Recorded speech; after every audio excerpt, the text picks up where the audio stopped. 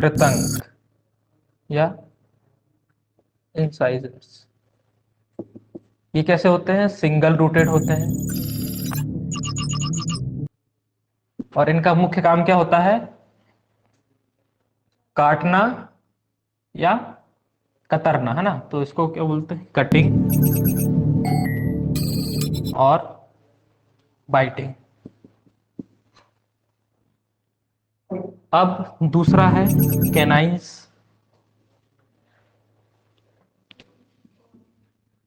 कृतंक, इनका क्या नाम है? रदनक। ये भी सिंगल रूटेड है, मतलब एक मूली। और इनका मुख्य काम क्या है? चीरना, फाड़ना भोजन को, ना। इसके पियरिंग। तो जितने भी शाकाहारी जीव है ना, हर्बीवोरस, उनमें कैनाइंस नहीं पाए जाते हैं। तो आप लोगों में शाकाहारी कौन कौन है? तो आप में कैनाइंस है या नहीं? तो इसका मतलब क्या हुआ? आप शाकाहारी नहीं है। ठीक है, तो अपने आप को शाकाहारी कहना बंद कीजिए। तो जिस भी ऑर्गेनिज्म में दांत होते हैं, रत्नक या कैनाइंस, वो उनकी प्रकृति कैसी होती है? मांसाहारी। अब ये उसकी स्वेच्छा पर निर्भर करता है कि वो मांस खाए या ना खाए। लेकिन यदि हम एवोल्यूशन की बात करें, जब मांस खाते थे, है ना, तो उनको चीरने फाड़ने के लिए क्या थे? कैनाइंस थे। अब अगले दांत हैं। हाँ, एक चीज और बता देंगे अभी बाद में। अब इसके बाद क्या है? प्री मोलर्स या प्रचवर्णक।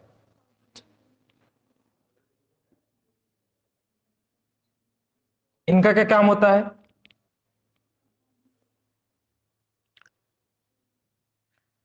तोड़ने, भोजन को तोड़ने, चबाने या पीसने का। और ये डबल रूटेड होते हैं, मतलब कि द्विमूलीय। ऐसे दांतों में दो जड़ें होती हैं। तो प्रीमोलर्स, प्रीमोलर्स किन में नहीं पाए जाते हैं? बच्चों में, है ना।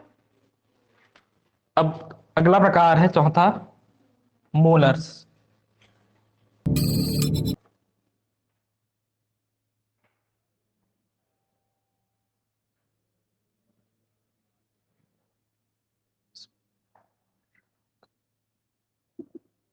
तो इनका काम क्या होता है? भोजन को महीन पीसना, बहुत छोटे छोटे टुकड़ों में पीसना। और ये भी द्विमूली होते हैं, डबल रूटेड। ऑनलाइन वालों को दिख रहा है क्या? और बड़े अक्षर में लिखना है। तो ये चार टाइप के दांत पाए जाते हैं। तो हमने क्या बताया? शाकाहारी में कैनाइंस नहीं पाए जाते, है ना। तो इनके इंसीजर और प्रीमोलर्स, इनके बीच में गैप पाया जाता है।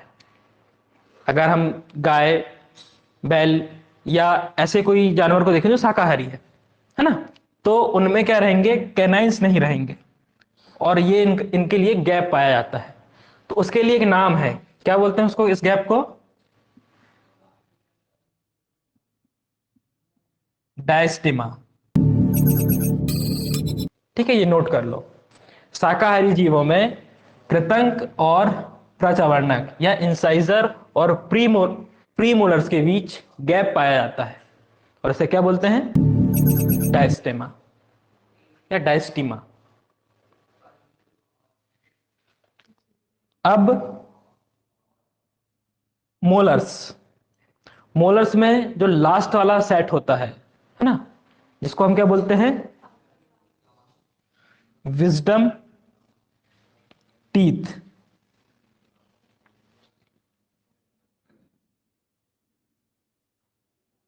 ये एडल्ट्स में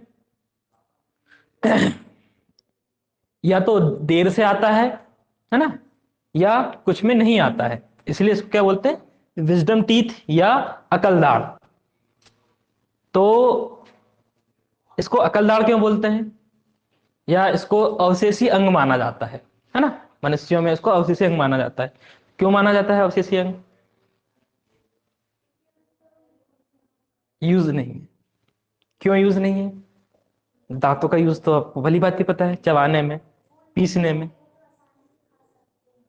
हाँ, तो इसके लिए, इसको समझने के लिए हमें पहले पीछे जाना पड़ेगा। जैसे अभी हमने बताया, आदि मानव जो डाइट थी उसकी क्या थी, कच्चा मांस, है ना। तो कच्चा मांस को चबाने के लिए ताकतवर दांतों की जरूरत थी, है ना। स्टार्टिंग में शेर और आदि मानव मनुष्यों के बीच में कोई फर्क नहीं था। शेर भी शिकार करके खाता था, या जो भी मांसाहारी जीव थे वो भी शिकार करके खाना खाते थे, मतलब कच्चा मांस खाते थे, और मनुष्य भी। तो कैनाइंस पाए जाते थे, इसके लिए चीरने और फाड़ने के लिए। और ये जो मोलर्स का लास्ट वाले सेट थे, ये उसको अच्छे से चबाने के लिए पाए जाते थे। लेकिन जैसे जैसे धीरे धीरे आगे चले, क्या हुई, आग की खोज, सुना होगा। आग की खोज के बाद में क्या हुआ, वो जो रॉ मीट था उसको पका करके खाने लगा। तो पकाने के बाद में अब क्या वो हो जाता है, मुलायम। ठीक है, तो उसको चबाने के लिए ज्यादा ताकतवर जबड़ों की जरूरत नहीं रही। अगर हम पहले के यदि जो हमारी बुक्स में पिक्चर्स देखते हैं, तो उसमें आदि मानव के दांत या जबड़े बड़े बड़े होते थे। लेकिन जैसे जैसे एवोल्यूशन हुआ, उद्विकास हुआ, जबड़ों का साइज भी छोटा होता गया। और जो दांत उपयोगी नहीं थे, कहने का मतलब कि जिनकी अब जरूरत नहीं पड़ रही, क्यों, क्योंकि अब हम पका हुआ भोजन खाते हैं।